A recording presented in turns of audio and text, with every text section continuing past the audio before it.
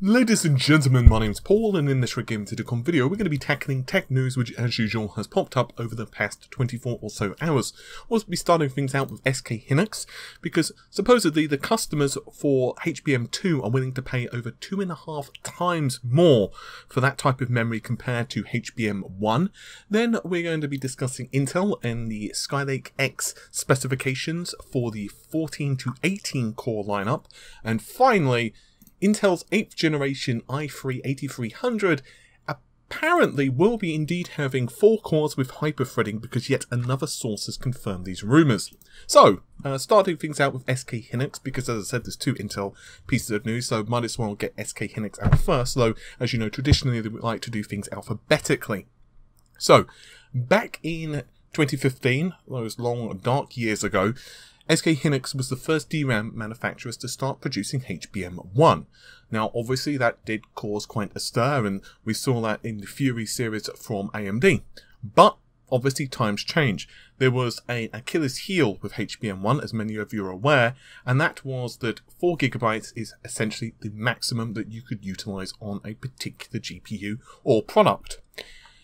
Recently, April, the company, SK Hynix, have announced that they wanted to produce GDDR6, and subsequently we are now starting to see various HBM2 products in their lineup as well starting to be released to the public.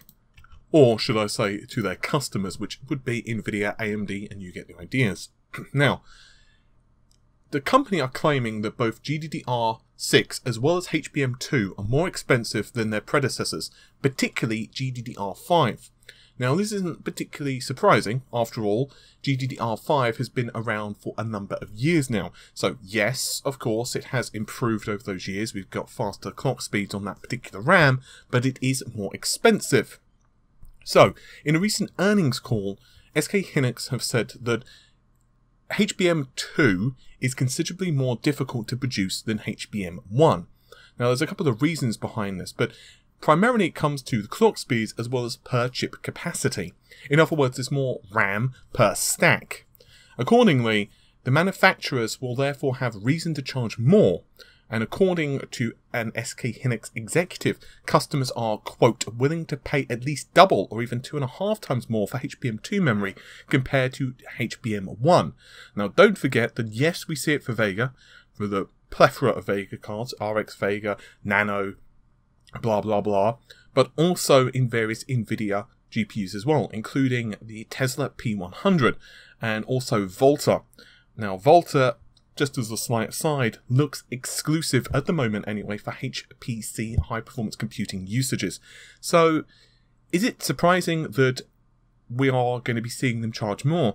Well no, not only is it supply demand, but also it's, well, kind of more expensive for them just to produce. This is quite an interesting position we're in, and I do kind of wonder if in some ways AMD may have been better to just go with traditional GDDR5X, perhaps memory, but obviously if they were to have done that, there would have been some problems. Firstly, HBM obviously has lower power consumption for the memory and the rest of the components, therefore they can basically put more of the energy towards the GPU itself. Secondly, they just could not have the Nano, and it wouldn't really make sense, at least initially, for them to have different memory controls and basically do an entire redesign of the memory components of the GPU for a Nano versus the RX Vegas and all that stuff. So that's probably one of the reasons they've done this.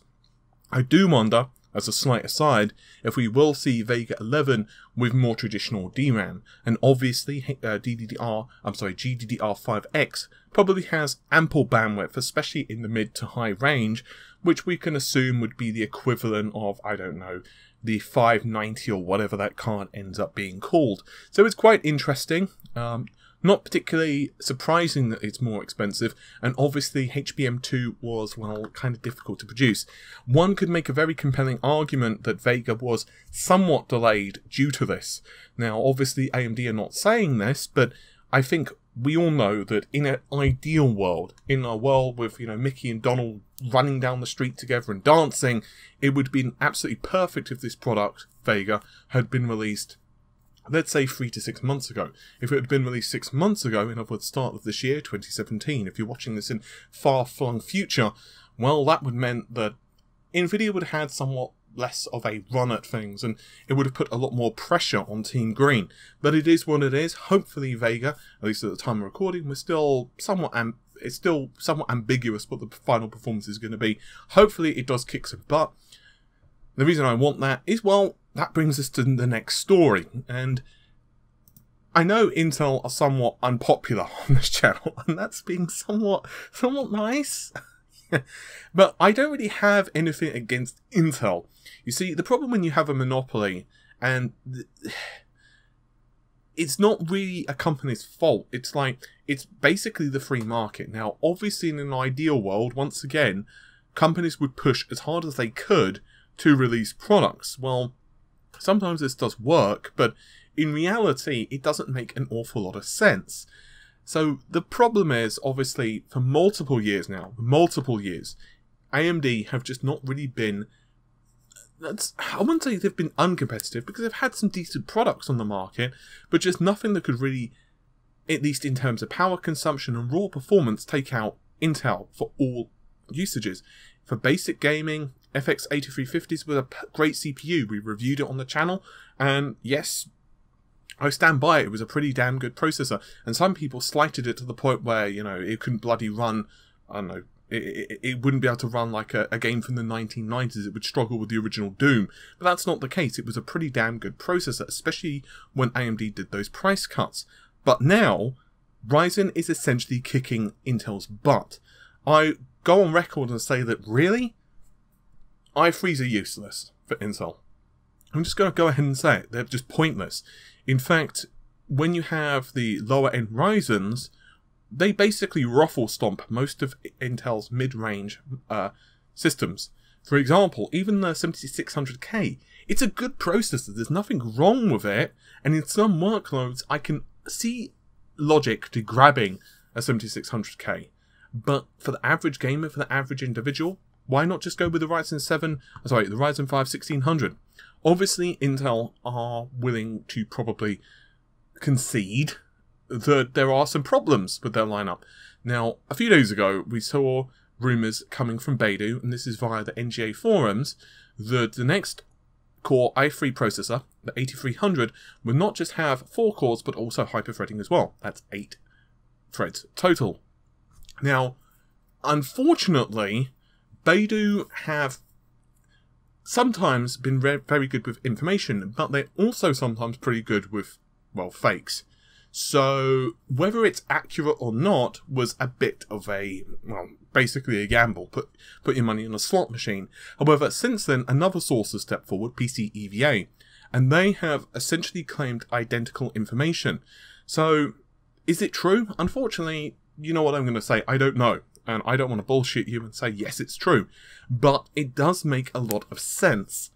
Because if Intel were to do this smartly, perhaps have lower yield cores, perhaps have lower clock speeds so they can't be clocked as high, perhaps, you know, just do the normal stuff that reduce cache, whatever they have to do. It makes an awful lot of sense for customers. Now, consider this. The i3 7100K only has 2 physical cores, but it costs $20 more than a Ryzen True quad-core.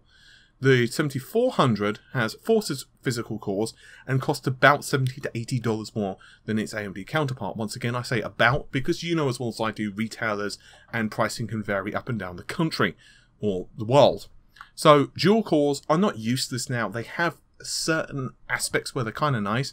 Very basic gaming rigs. If you want to do perhaps medium encoding or do, you know, have like a small form factor PC, that type of stuff, it's not bad. It can do the job.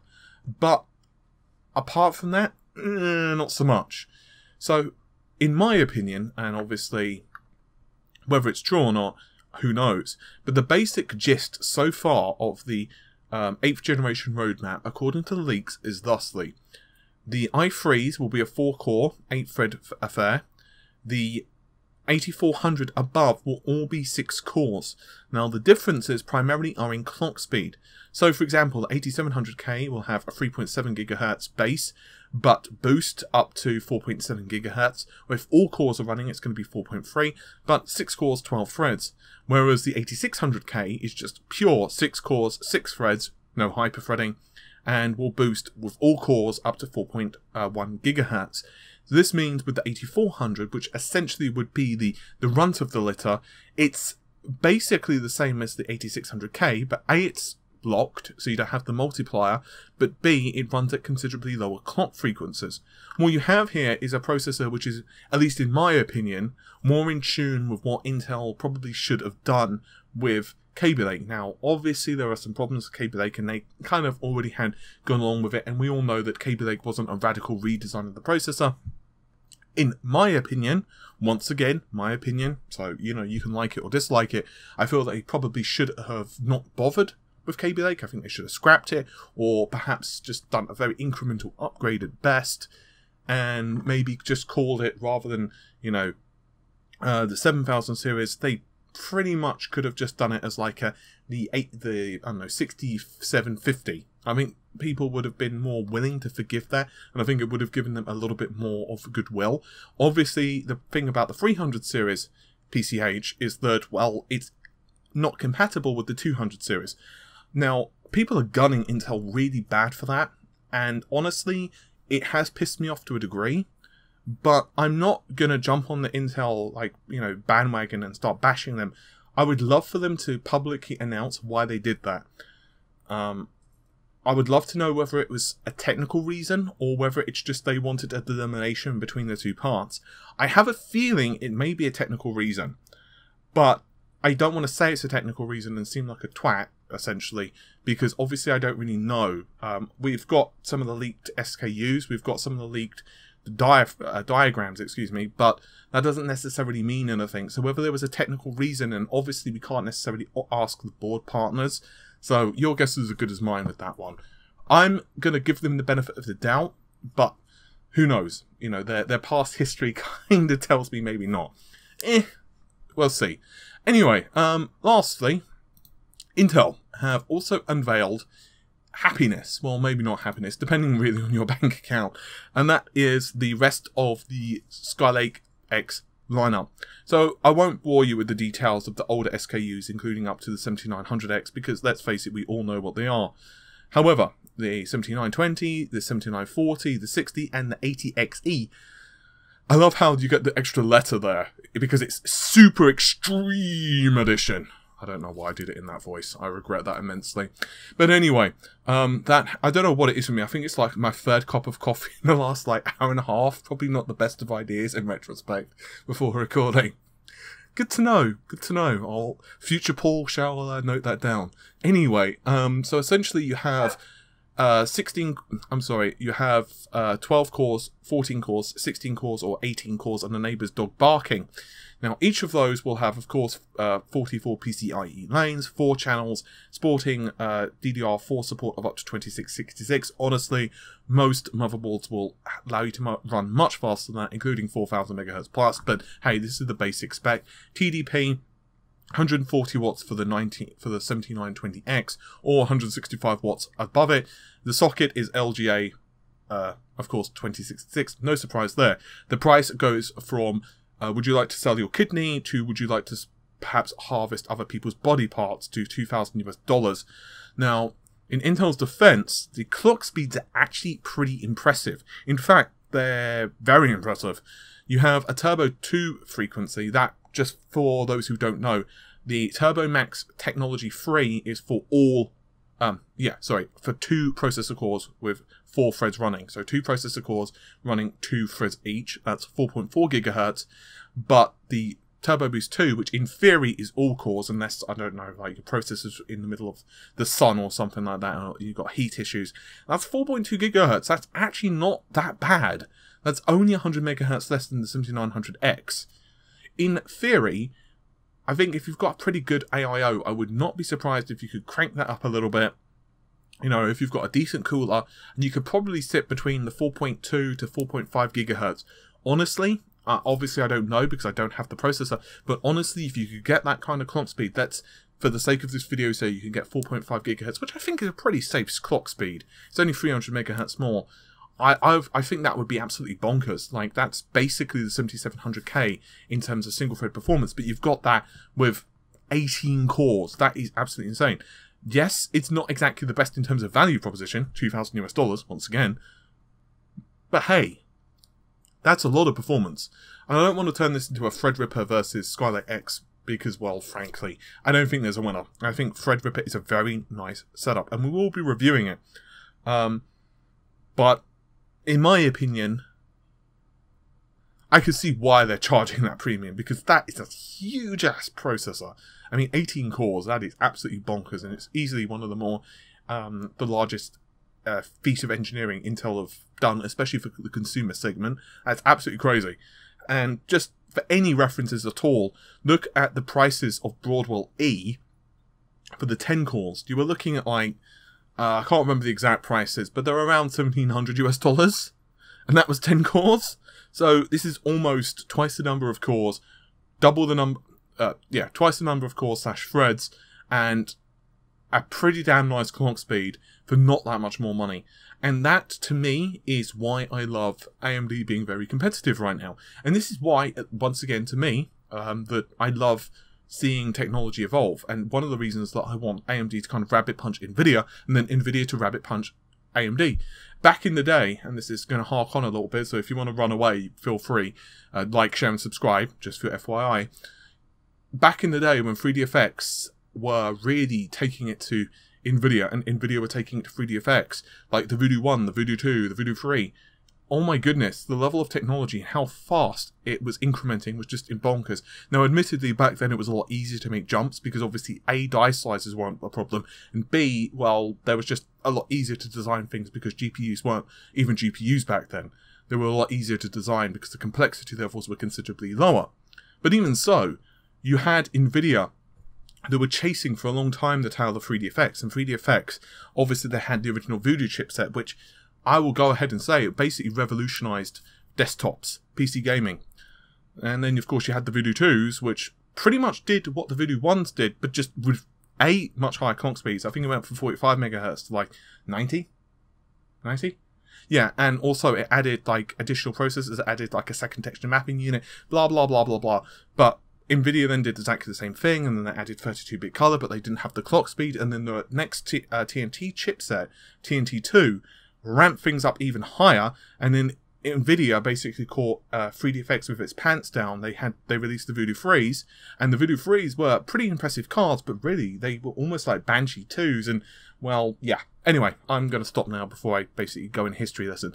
But hopefully you've enjoyed the video. Normal stuff, like, share, subscribe. Sorry for me being a little bit hyper. I can only blame the coffees. Bad coffee. Anyway, I shall see you soon. Take care. Bye for now.